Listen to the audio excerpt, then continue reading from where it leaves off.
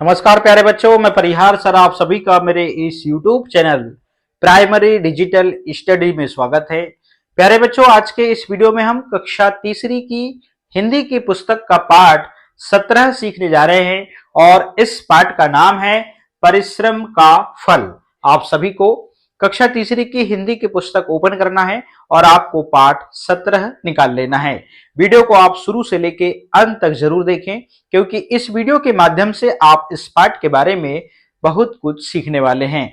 तो बिना देर किए हम वीडियो की शुरुआत करते हैं और इस पाठ को पढ़ना प्रारंभ करते हैं। आप देख रहे हैं ये पाठ 17 है और इस पाठ का नाम है परिश्रम का फल। इस पाठ में हम क्या क्या सीखेंगे? अपने कर्तव्य के प्रति जागरूकता, साथ ही श्रम का महत्व, तुकान शब्द बनाना, नए शब्द सीखना, मुहावरे और उदाहरण चिन्ह के बारे में हम सीखेंगे। इस पाठ में कुछ कठिन शब्द आएंगे, उन शब्दों का पहले हम शब्दार्थ जान लेते हैं। तो इस प्रकार से जो है कठिन शब्द का यदि हम अर्थ को समझ लेंगे तो हमें पाठ जो है बहुत ही आसानी से समझ में आ जाएगा। राहगीर यहाँ पे एक शब्द आएगा, उसका मतलब होता है पथिक या यात्री। चौंक जाना का मतलब चकित होना और प्रभाव का मतलब असर होता है, और थककर चूर होना मतलब अधिक थकना या बहुत अधिक थक जाना, ठीक है ना। आंखें भर आना मतलब दुखी होना, झटपट का मतलब जल्दी से है, और ममता का मतलब महत्व या बच्चे के प्रति मां का स्नेह। चलिए अब हम पाठ को पढ़ना प्रारंभ करते हैं। हमने शब्दार्थ के माध्यम से कठिन शब्दों का जो अर्थ है वो जान लिया है, तो निश्चित रूप से ये पाठ जो है हमें बहुत अच्छे से समझ में आएगा। तो जैसा कि इस पाठ का नाम है परिश्रम का फल, पढ़ते हैं। बहुत समय पहले की बात है, एक गांव में दयावती नाम की एक स्त्री रहती थी। स्त्री मतलब महिला।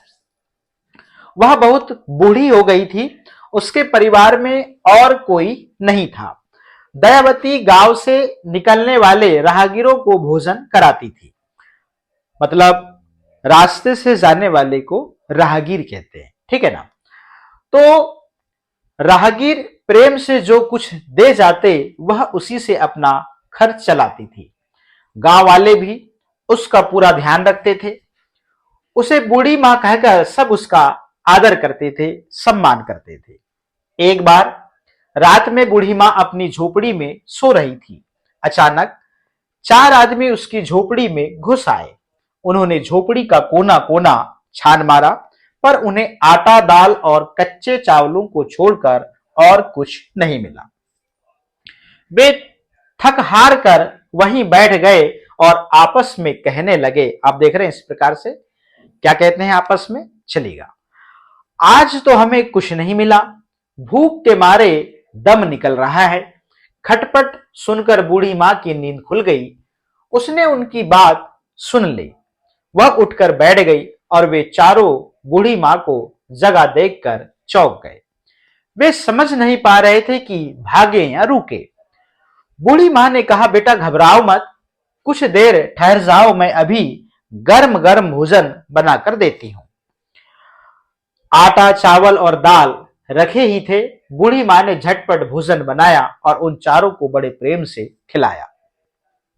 बूढ़ी मां के अच्छे व्यवहार को देखकर उन चारों के मन पर प्रभाव पड़ा। उन्हें अपने काम पर पछतावा होने लगा, क्योंकि वे चोरी करने आए थे और पकड़ा गए थे। फिर भी वहां पर बूढ़ी मां ने उनपे दयालुता दिखाई और उन्हें भोजन कराया।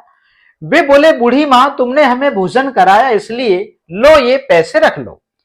बूढ़ी मां ने कहा, नहीं, ये पैसे तुम्हारे श्रम का फल नहीं है, मैं इन्हें नहीं लूंगी।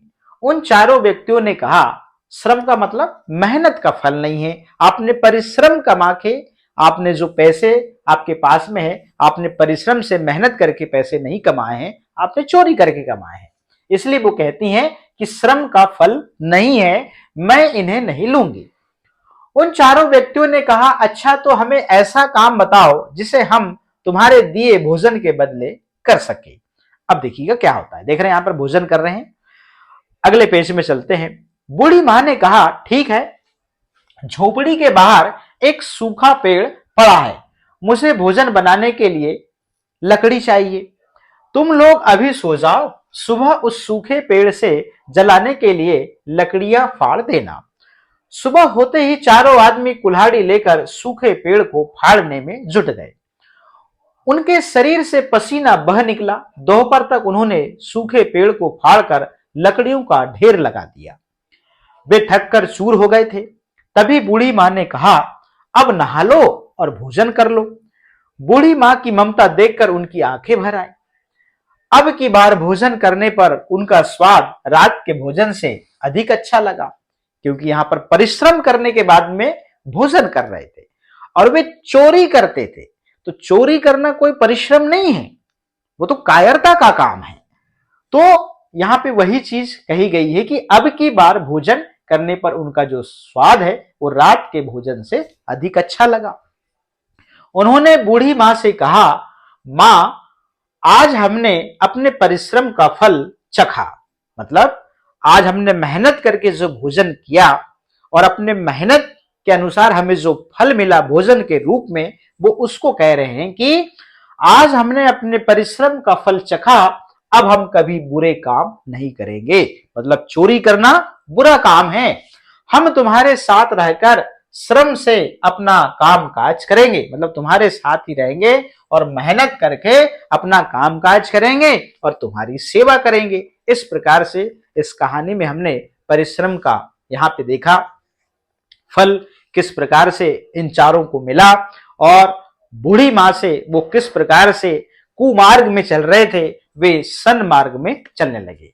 तो यहाँ पे हमने शब्दार्थ पहले ही जान लिया था। अब हम अभ्यास में चलते हैं। निम्नलिखित प्रश्नों के उत्तर लिखिए। चलिएगा, तो बोध प्रश्न, निम्नलिखित प्रश्नों के उत्तर लिखिए। प्रश्न क्रमांक क, बूढ़ी स्त्री का क्या नाम था? उत्तर में लिखेंगे बूढ़ी स्त्री का नाम दयावती था। ठीक। ख नंबर का प्रश्न है, गांव वाले दयावती को क्या कहकर पुकारते थे? उत्तर में लिखेंगे गांव वाले दयावती को बूढ़ी मां कहकर पुकारते थे। ठीक है ना। ग नंबर का प्रश्न है, चारों आदमियों को दोपहर का भोजन रात के भोजन से ज्यादा स्वाद वाला क्यों लगा? उत्तर में लिखेंगे चारों आदमियों को दोबारा का भोजन रात के भोजन से ज्यादा स्वाद वाला इसलिए लगा कि उन्होंने श्रम के बाद भोजन किया, मतलब मेहनत करने के बाद में भोजन किया। घ नंबर का प्रश्न है, बूढ़ी मां अपना खर्च कैसे चलाती थी? उत्तर लिखेंगे बूढ़ी मां अपना खर्च राहगीरों द्वारा प्रेम से दिए जाने वाले पैसों से चलाती थी। अंग नंबर का प्रश्न है, चारों आदमियों को बूढ़ी मां के घर में क्या क्या मिला? चारों आदमियों को बूढ़ी मां के घर में आटा, दाल और चावल मिले। 6 नंबर का प्रश्न है, बूढ़ी मां ने उन चारों आदमियों से पैसे क्यों नहीं लिए? उत्तर लिखेंगे बूढ़ी मां ने उन चारों आदमियों से पैसे इसलिए नहीं लिए क्योंकि वे पैसे श्रम से कमाए हुए नहीं थे, मतलब परिश्रम से कमाए हुए नहीं थे, चोरी चपाटी के थे। ठीक है ना।